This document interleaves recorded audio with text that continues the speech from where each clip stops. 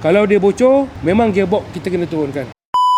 Hari ni kita menghadap lagi Civic FC ni punya gearbox, Civic FC Turbo punya gearbox 1.5. So belakang ni dia punya kereta. 2 hari lepas kereta ni datang, dia komplain kereta dia ada bocor. Kita check dia punya bocor berpunca daripada oil seal torque converter lah. Jadi kita dah keluarkan yang lama dan kita dah gantikan dengan yang baru lah. Jadi alang-alang kalau dekat sini cara proses kerja kita, alang-alang kita dah buka torque converter oil seal ni, kita akan buka sekali lah dia punya flywheel oil seal.